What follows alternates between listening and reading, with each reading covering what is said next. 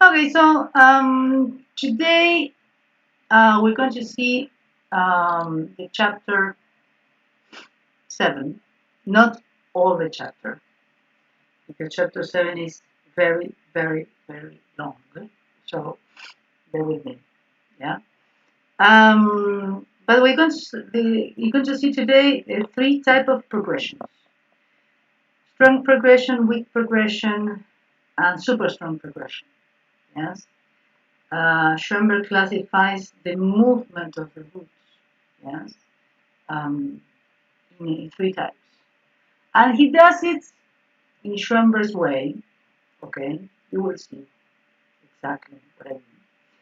So it's interesting how he looks, how he measures the strength. Because usually say, okay, yes, 4-5-1, okay, cadential, 1-5-5-1, prolongational, but he goes to the core, yes, of saying, okay, how I am going to move from this chord to this chord using which, you know, how strong is going to be the movement, yeah. So without further ado, let's start. Let me see if uh, okay.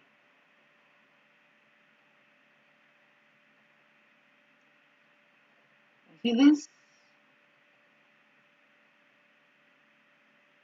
Yeah, of course. Naturally. Let's wait just 1 second and then uh, raise your hands or shout if you still with me. Raise your hands or shout. I Okay. raise my hand. Way, very good. So the root progressions. Yes, we started to read a little bit last lesson. Yeah, about this chapter, saying that now the possibilities are vast. Let's say yes, well, you can have more possibilities to enrich the exercise. Yeah, so now it's not about following the rules. Yes, but producing uh, an organic phrase, yes, harmonic phrase. It was what we saw last time. Yeah. Okay, root progression.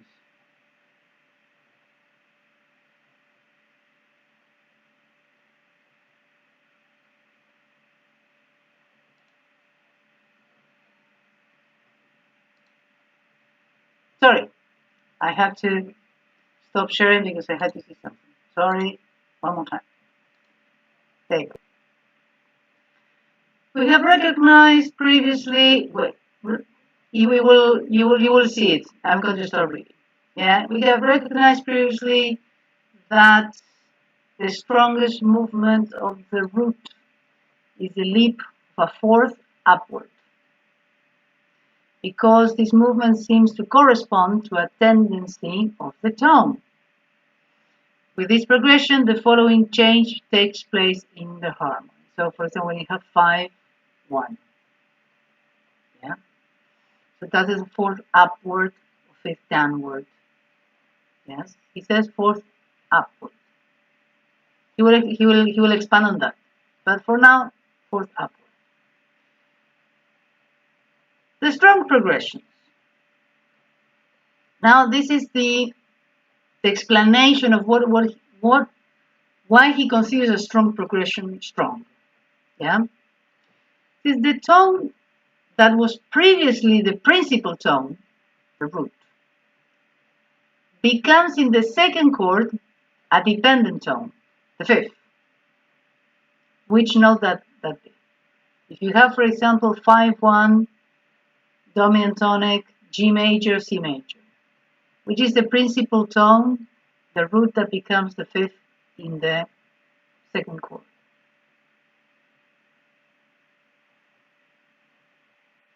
Yes, here. G. Yes, exactly. The G. The G was the root of G major, becomes in that movement the fifth. More generally, the bass tone of the second chord is a higher category, a higher power, for it contains the first, the tone that itself was previously the root. In the triad of G major, the note G is sovereign, but in the triad of C major, the G note is subordinate and the note C is sovereign. A progression that evokes the situation which, so to speak, sets a king over a prince can only be a strong progression. But the C note, only subjugates the root.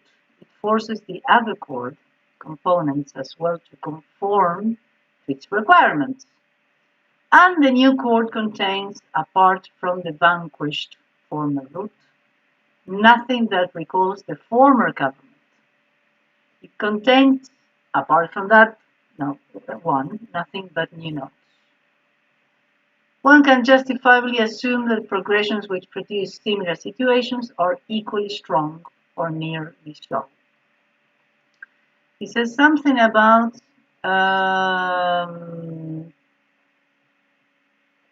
let me see if it is worth reading.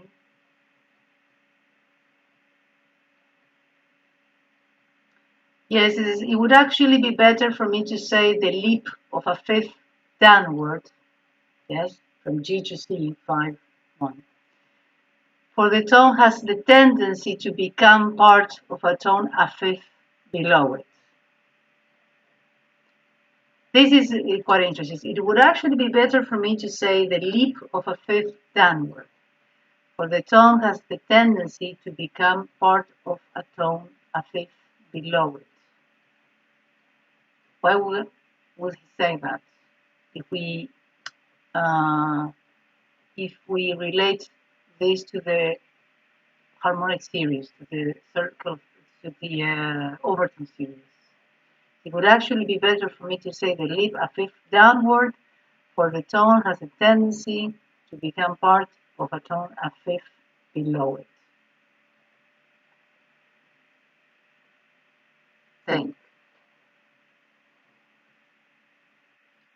I think I understand, but I have to ask. Ask away. Does he mean that the root of the dominant in that example becomes as if it becomes the fifth of the tonic in a way on the next chord? So that's what he means. It has tendency to become part of a tone, a fifth below, part of the next chord. Is that how he perceives the progression above? Yeah. Yes, I know that the way he explains is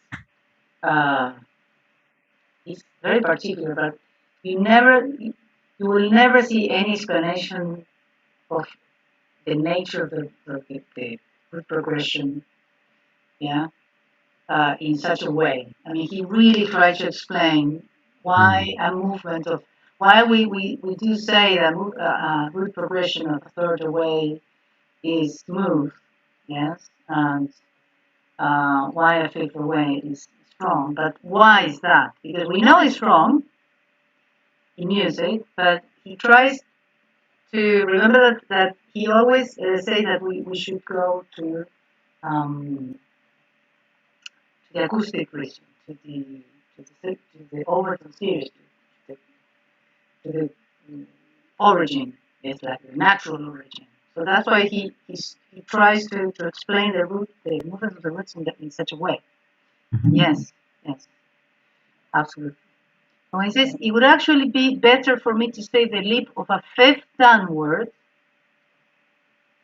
for the tone has the tendency to become part of a tone a fifth below it. Think of the Overtone series. First harmonic, C, second harmonic, C octave, third harmonic, G. That G has a tendency to be absorbed, let's say, because actually it's part of the first harmonic. All the tones of the overtone series are part of the first harmonic. If we start on C, a C octave above C, fifth above G, that G is contained by the C. That's why he says it would actually be better for me to say that the leap of a fifth downward, because that G naturally will go a fifth downward to be absorbed, let's say, by that C. He says, for the tone has a tendency to become part of a tone a fifth below it. It's the natural tendency to move that way. Yes, that is his explanation. I'm not saying that is, should be taken literally, but it is a reasonable explanation, and nobody else gives any reason. Yeah. Laura, do you know the Overtone series? Because we haven't seen it with you. Not majorly. Yeah. Go into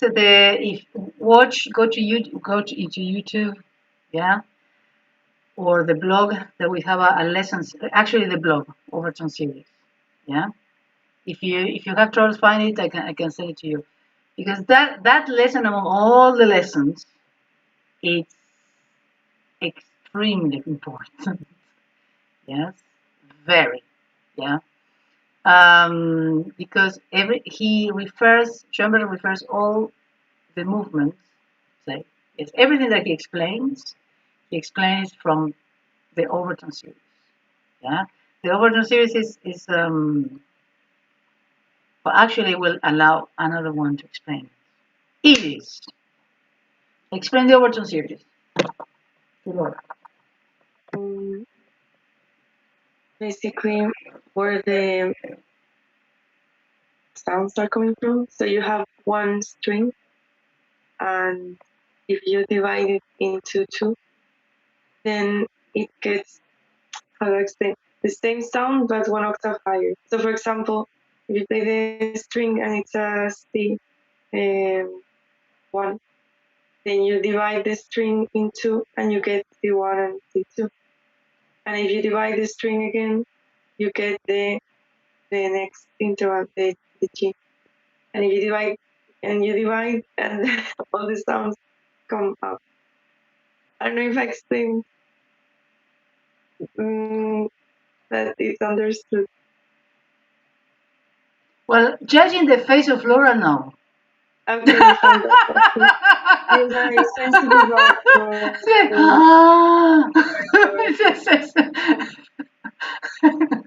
yes, I wouldn't know right now how to explain it better. The Overtone series is something that Georgios, yes. So Come on, it's more say the than- situation. Come on. More than dividing the note, the string, it is heard simultaneously. That's the amazing thing. That when you play a note, any note, on the voice of the piano, on the string, you hear not just one frequency, you hear a series of frequencies, and it's always the same series. Which one is louder and softer sometimes changes. That's why we have different timbres, but the first 5 to 10 to 13 are mostly the same. And it's always the note, C, for example, then we hear an octave higher, then we hear a fifth higher, then we hear again the octave, then we hear a major third, then again the fifth, then the minor seventh, then the octave, then doesn't matter, but then it carries on the same way.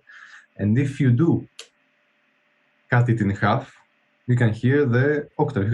If you cut the string in 2/3, you hear the fifth. You cut it in 4/5, and if you cut it in 5/6, in 7/8, etc., you create this harmonic series. But it's not just when you cut it; it's all the time. This harmonic series exists everywhere. That's the thing. That's the magical thing. Thing is, we needed a Greek to explain something that Pythagoras invented. Because, as many things were, this comes from Greece. Naturally, I didn't control it. Exactly. I couldn't help myself. So yes, exactly. So one of the things that we relate to, maybe that will help. Yeah, because Gisela said it's always the same. It's always when you play a note, you don't play just one note. Yes, the lowest note is the one that you perceive, but it's a composite of many, many, many frequencies. That's very well Gisela said and explained. That again, if you change the intensity of certain high pitch, the timbre will change. That's another topic, and yes, I mean, you just knows it, but that is a little bit more difficult, or not more difficult, but it's another topic. But you can relate this to the light. Yes, in physics, at some point, I'm sure at school you saw that the light can be refracted through a prism in many, many lights, many light that have different colors, like the colors of the rainbow. Yeah.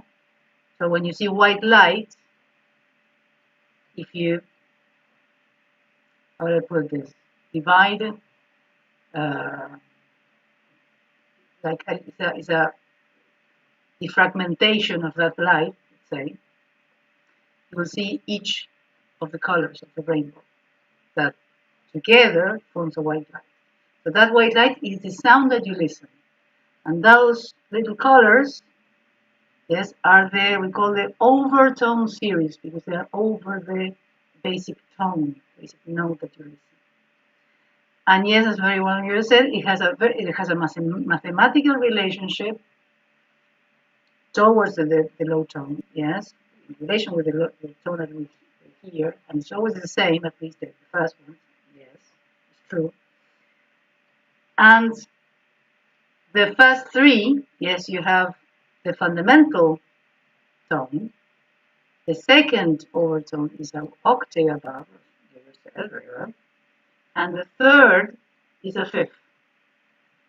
So imagine that you have C3,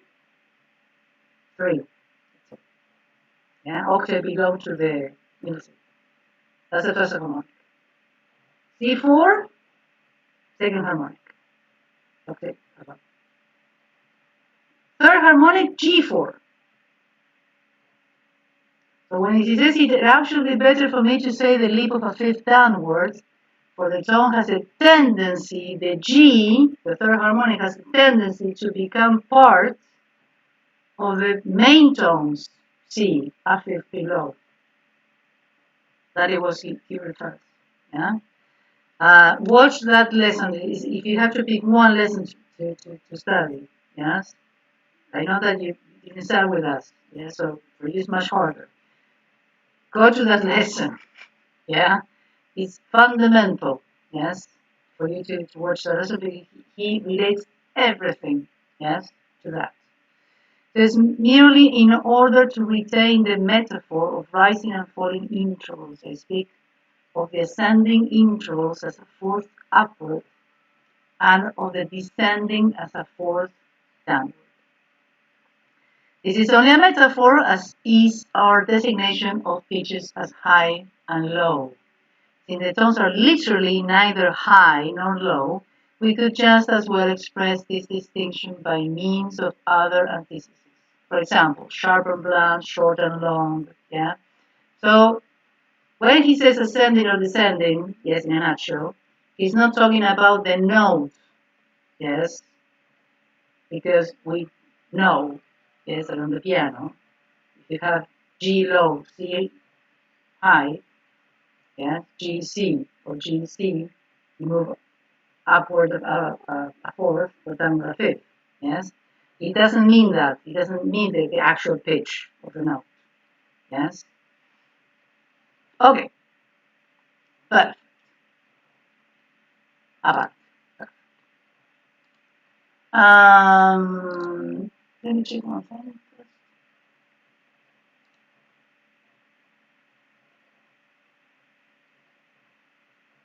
Okay. So,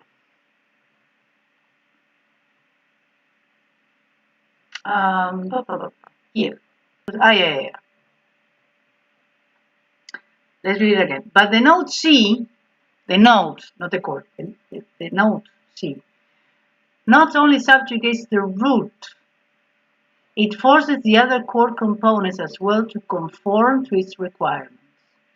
And the new chord contains, apart from the vanquished former root, the G, nothing that recalls the former government, so E and C.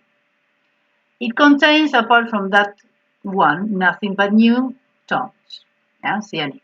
One can justifiably assume that progressions which produce similar situations are equally strong, or nearly so. Yeah. So not only dominant tonic, which is the strongest, but anything that yes is a fourth above, a fourth upward. Yes, any chord that is in a relationship of a fourth upward to the other, to the next. Now, the second movement, yes, is a third downward. The next acceleration is the root of progression of a third downward. So if you have, for example, dominant G major, C major scale, median, E minor. Let's see.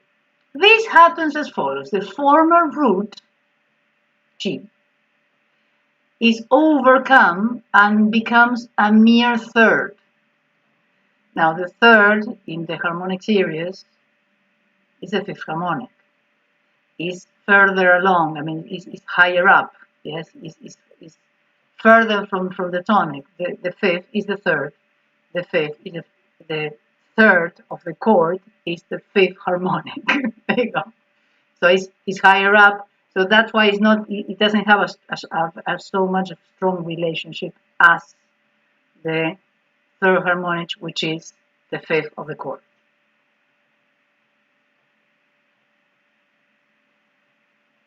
Yeah. Then Laura, you're going to understand this after you have read the article. Yes. And you have, by the way, you have to study that by heart. Yes, there's another way. Okay. But the earlier third, yes, remember G, B, and D. Yes. So the third, B of G major, becomes the fifth of the new chord. The new chord is E minor. E, G, B. B is the fifth. So that advances because the fifth is more important than the third. If we take into consideration the relationship with the Overtone series. And the new chord is differentiated from the former by only one new tone. Yes, you know that if you know this very well, if you move from a third upward or downward, at least, you have two that are connected, two notes, and then one different. Yeah. Although it is the root, the progression measured by the degree to which the root is victorious cannot be considered as strong as the progression of fourth upward. It still recalls too much the former government, he says. That the way he explains it is very peculiar. It contains too many for the former tones. It is nevertheless one of the strongest progressions and can be inferred from the fact that two such progressions, one after the other, yield the same result as that a fourth upward. So when you have this progression of a fourth upward or a third downward, you have very strong progressions. Now, we're going to see the second upward downward, yeah, and then I will ask you something related to the Kaplan book, yeah. Now, movement of second upward or downward. It is somewhat more complicated to judge the two root progressions as second upward, for example 2 to 3, and a second downward 2 to 1. Yes, second degree to first degree. Or anything that is similar. Yes, when you say third downward is from any chord to any chord. Yes, within a key. There are many reasons for designating them as the strongest root progressions, but their use in music does not support this view. Just saying that the movement of the second will take its time. It's kind of peculiar the way that he explains it. If we look at the outcome of these progressions, at the composition of the chords, we find that all tones of the first chord are overcome. So if you move from a second up, a second down, you don't have anything coming. Yeah. Since in both cases all tones of the second chord are new. In this respect, they go further than the progressions examined so far. They connect a degree with precisely those two degrees that have nothing in common with it, to which it is least related. These progressions force the connection. Now, let's see.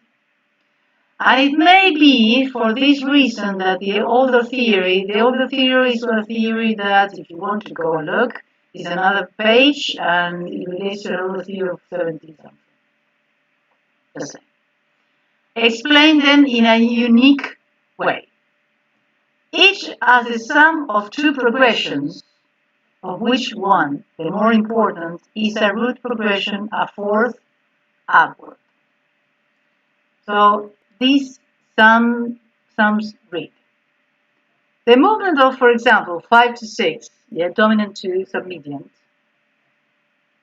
equals, let's say, 5 to the third to the sixth. If we kind of imagine this third being part of a lower overtone. If you think about the 5 to 3, you have a third downward, 5 to 3. 3 to 6, you have a fourth upward. So you have two strong progressions. If we eliminate this chord, he says, well, it's kind of an abbreviation of the movement. The theory of the harmonics will take place further along in the book. Yeah. Remember at the beginning of the chapter I said the same thing. There are certain things he will explain through the theory of the harmonics, the Overtone series, that there are chords that include others. Yes. So if we take this chord 5, that is a third in which you have higher harmonics. So the E is a low root that is omitted. Yeah. We have this example. And the same thing happens with 5, 1, 4. 5, if you have 1 here, the root omitted that contains this chord, and you see the two moves of the roots, you have 5 to 1, fourth upward, and then 1 to 4. Yeah. Now in the connection, example 73A, the fifth degree, the G, with a submedian, an A, it would actually be the third degree of E that is connected, only the root of the latter is missing. In that of the G, so the fifth degree, with the subdominant, the tacit one here, C, would play the same role. Now, I know that the explanation, yes, is not very straightforward. Yes. Let's go a little bit on and see this if this clears up. This conception has much to recommend it and fits perfectly into the system of presentation, which accomplishes its purpose when it accommodates the events with such logical uniformity that broad perspectives are opened up and exceptions are superfluous. This explanation is indeed persuasive. It also suggests something quite different. It would almost lead us to believe that our forebears who sat at the source when harmony gushed forth, who were there as it grew, could have known precisely that such progressions amounts to a sum. This is kind of key here. So that such progressions amounts to a sum. Yeah? And that they may have used this summarizing, this abbreviation, okay? Instead of going a fourth upward and a third downward, they go straight. They take out one chord and they go straight to the final chord, 5 to 6. That is his explanation. So they may have used this summarizing, this abbreviation, as one uses a character in shorthand for clearly recognized ends. For example, the deceptive cadence. Then this explanation would be more than a theory, it would be a report. So what he says is, okay, maybe in the past they would say, okay, a third downward, then a fourth upward, yeah, 5, 3, 6. To summarize an abbreviation, they cut the 3 and they 5, 6. They go 5, 6. And that makes the progression just super strong. Yeah, because for the summarizing effect of the progression. Yeah. Such procedure, this is an example, another example, basically. Such procedure, when in place of a connection otherwise made by means of free chords only to appear, best explained as an abbreviation, is indeed often found in other circumstances as well. For example, as we shall see later, not now, don't do it now. Yes, please. The same thing happens with the dominant of the dominant in example 74, where the 1-6-4 chord, this one, this is the dominant of the dominant, this is 1-6-4 chord, and the fifth, ordinarily coming between this dominant and the closing chord, this one, are often left out. So you have this one to this one. If you see, I don't know if you can see clearly from there. If you have the proper cadence, that the one we know, yes, is dominant and dominant as a predominant, 1-6-4, cadential, dominant, tonic. But later on, we're going to see that there are some connections that basically take out this as an abbreviation and go from the dominant to the dominant to the closing chord. Not now. Not now. Not now. Okay. Don't even dare to do it now. But that's what it says later on. Yes, as we shall see later. Yeah. These same things happen. So he has that same theory. There are some connections that say, okay, this is just a summary. Instead of going, we all know that after the dominant to the dominant, we have a 1-6-4, then you have the dominant, then you have a tonic. Okay, let's go and summarize from dominant to dominant to the fourth tonic. Thus creating a progression, a super strong progression of a tone downward. That is kind of his explanation. Moreover, such abbreviation operates in the manner of a cliché, which was already mentioned but in a different sense. The stereotyped usage does not have to be written out in full. This is what he says. Yeah, a stereotyped usage does not have to be written out in full. Everyone knows that IE means that is. Everyone knows that the second degree as dominant of the dominant will at some place or other, with some means or other, produce a 1. Consequently, we can omit the intervening chords and put the effect immediately after the chorus, which happens here. And thus producing a movement of a second. And because it's compressed, it's super strong. Yeah? And that is presumably what happened here. The progression was ultimately assumed to be a kind of cliché, and familiarity with it led to omission of the superfluous. How about that?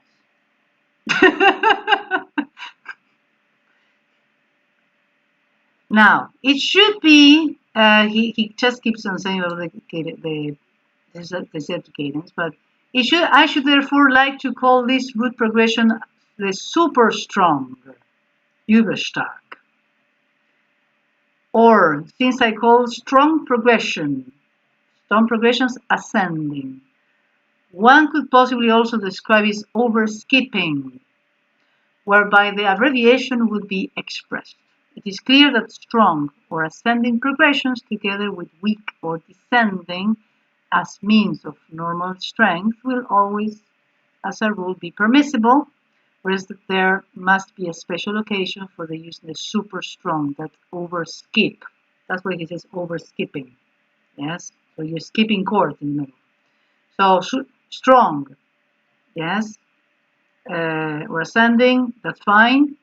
Super strong, careful, don't overdo, because you're skipping something in the middle. You need to have a reason why doing that. It is likewise clear that here, as elsewhere, the use of brute force does not guarantee the strongest effect.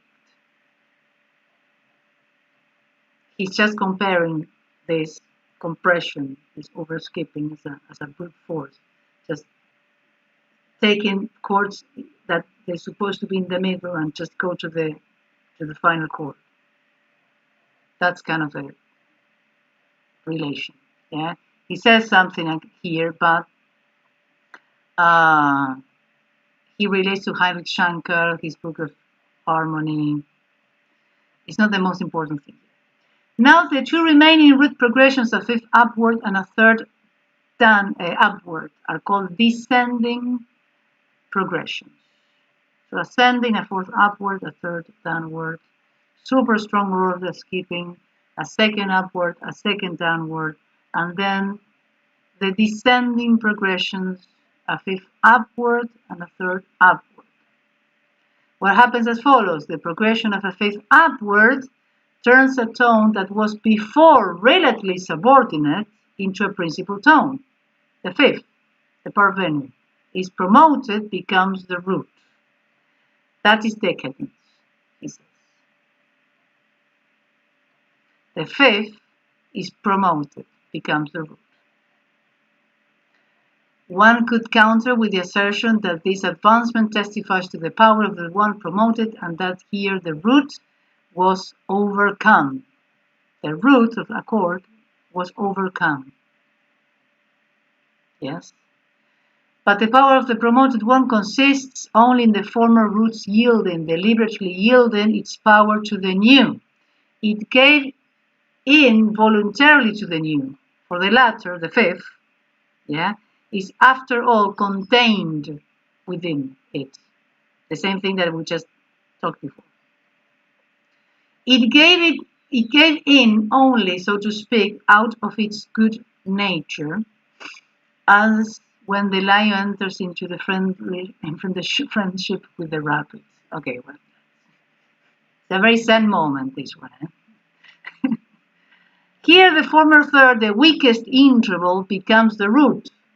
So if you have C major and E minor, yes, the third of a chord is not that important, let's say, in the Overtone series, becomes the root. So it's even worse, let's say. And the new chord distinguishes itself from the preceding chord only by a single tone. The fifth alone is new. C major, C, E, G, E minor, E, G, B. The B is the new one. This progression thus seems to be the weakest of all. This apparent weakness perhaps follows also from the fact that the juxtaposition of two progressions yields the same result as a progression of fifth upward. So I prefer to classify the progressions, as I have said, with the terms ascending and descending. Although he has another book, the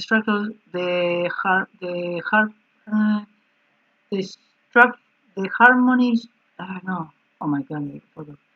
The structural harmony, in which he says instead of ascending, strong, weak, and super strong. I don't know why. Just saying, because if you go to that book and you say ascending, he says strong, descending, weak, and the tone upward or downward, he says super strong. Yeah, just in case. So ascending and descending. The progressions of the fourth upward, the second upward and downward, and the third downward. Those are ascending.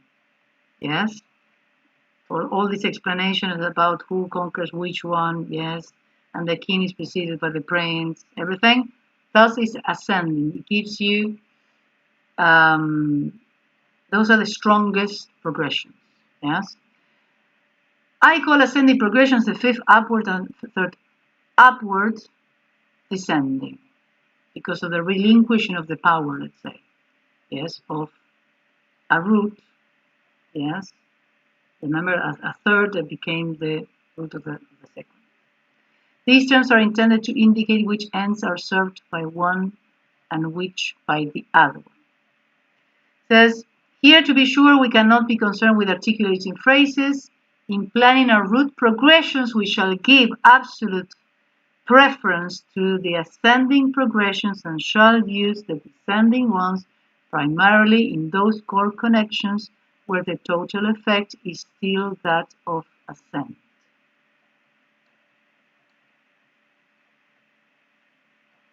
Understood? So. For example, that's why. If the progression a fifth upward is followed by that of a second upward, the result is a progression a third downward. Again, for example, if the progression a fifth upward is followed, a fifth upward, okay,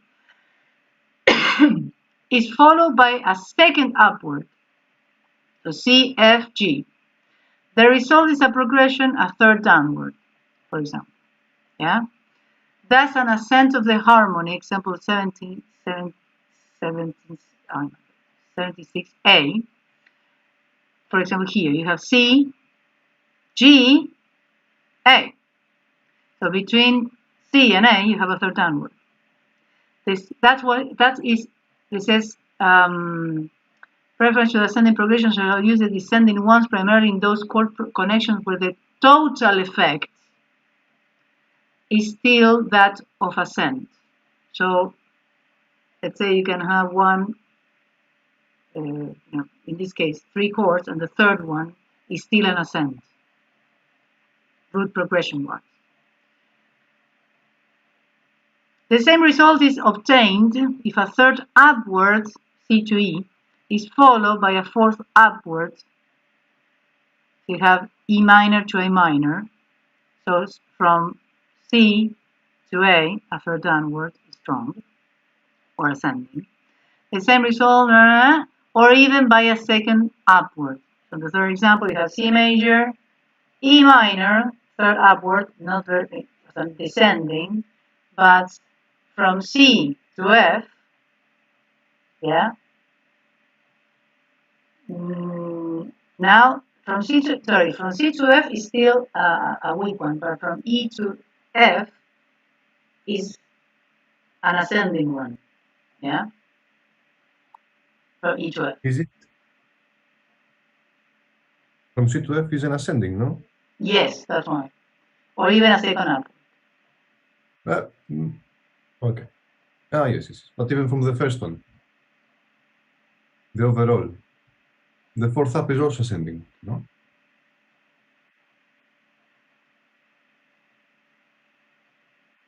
It's the second up, the fourth up, and the third down, no? Am I crazy? Do you just not see that? Yes, I see that there. On the top of the yeah, from the C to the F. Yes. Yes, a fourth upward, C to F. Yes, the overall. Now, exactly. Now, this is long. You don't have any homework, don't worry. Yes, we're going to carry on and carry on, carry on and carry on. Yes. This is a long chapter.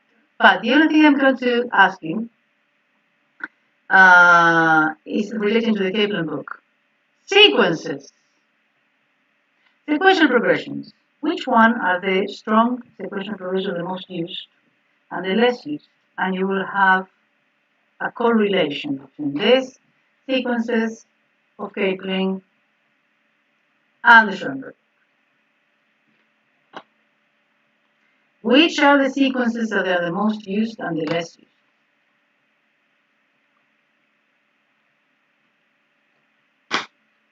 I don't know them by heart. But If I had to it is. If I Laura, had to not guess, because she didn't read. I would say the second up is the most common. No. Fourth up. I can't Look, remember. try to relate this to the Schonberg book. No. Come on, they have a student in 4 minutes. Come on. Look, which are the strong for Schonberg? Which are the ascending ones? It does not say a strong one. I said the second up.